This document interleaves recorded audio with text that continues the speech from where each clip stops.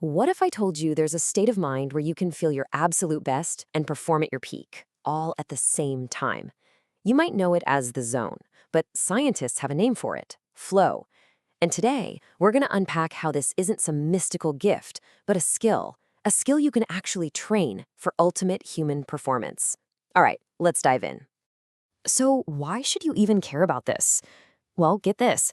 A 10-year study from McKinsey found that top executives are a whopping 500% more productive when they're in a state of flow. We're not talking a 5% bump here. We're talking 5 times more effective. I mean, think about it. That's like getting a full week's worth of work done on Monday and having the rest of the week to yourself. So, what exactly is flow? Well, it's that feeling of being completely absorbed in what you're doing. Your sense of self just kind of disappears, time gets all weird, it might speed up or slow way down, and every move you make, every thought you have just flows perfectly into the next. It's where your performance, both mental and physical, absolutely skyrockets. Okay, now this next part is maybe the most important thing to remember. It's the one foundational rule for everything we're about to cover. Flow follows focus. You can't just decide to enter the zone. It just doesn't work like that. And this is the critical distinction, the big myth bust. Your goal isn't to somehow create flow out of thin air. No, your goal is to create the conditions for intense, unbroken focus. Flow is the biological result of that focus. So if you want more flow in your life, you have to get ruthlessly good at managing your attention. So how do we actually do that? How do we build that intense focus? We use something researchers call flow triggers. Think of these as little hacks for your mind and your environment. Specific preconditions that drive your attention so deeply into the present moment that you literally trick your brain into hitting the zone. Let's open up the toolkit. First up, we're going to start with the internal game. These first few triggers are all about tuning your own mind and how you approach a task. It's about creating the perfect internal conditions for deep concentration. You know what's wild? How precise this all is.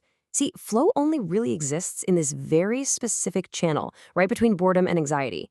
The sweet spot has a name, the 4% rule. It means the ideal challenge is just about 4% harder than your current skill level. You need to feel stretched, but not so much that you're going to snap. If it's too easy, you get bored and your mind wanders. If it's too hard, anxiety takes over. And to hit that sweet spot and stay there, your brain needs time. The research is pretty clear on this.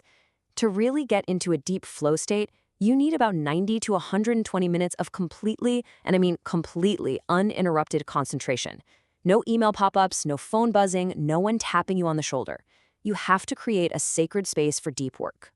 And, well, this pretty much sums up how serious you have to be about it. The flow researcher Steven Kotler puts it perfectly.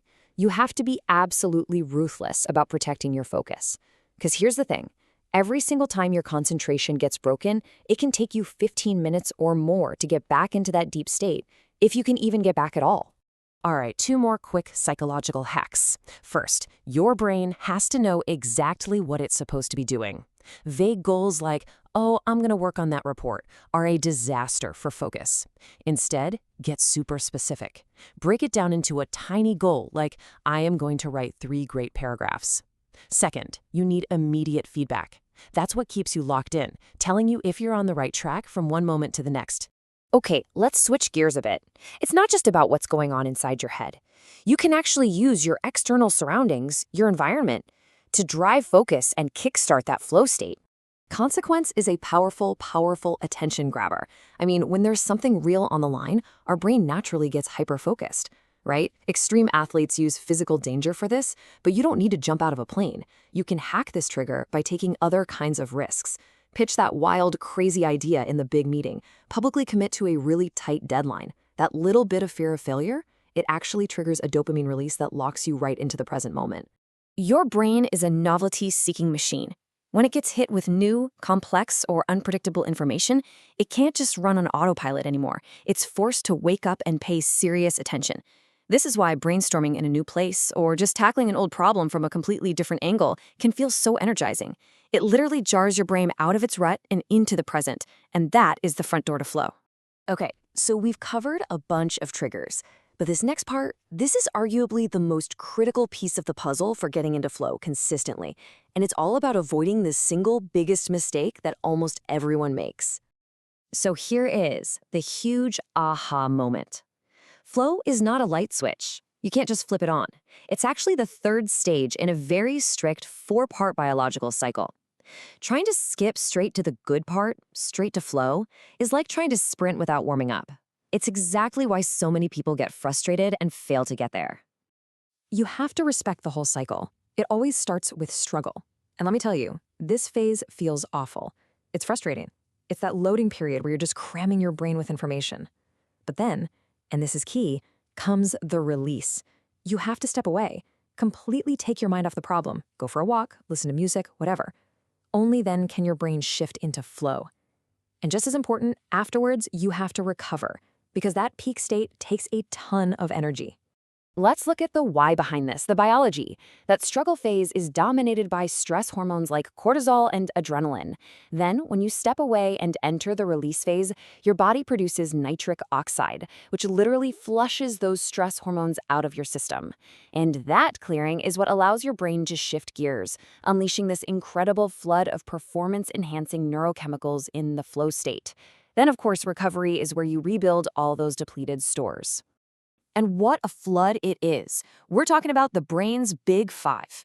During flow, you get a cocktail of some of the most powerful neurochemicals your body can make. You've got dopamine and norepinephrine for that laser focus, anandamide and endorphins that block pain and boost creativity, and even serotonin. This chemical cocktail is exactly what makes flow feel so amazing, and it's why it becomes the ultimate source of motivation. All right, so we've dug into the science, we've looked at the triggers, and we've unpacked the four-stage cycle. Now the real question is, how do you start using all this? How do you make it real in your own life and work? Well, here's one last really practical hack for you. It's a physiological shortcut that some athletes call the hippie speedball. The idea is to mimic the neurochemistry you need to get into the zone. So you do some intense exercise, like jumping rope or going for a quick hard run, just until you push past the pain and feel that endorphin release kick in.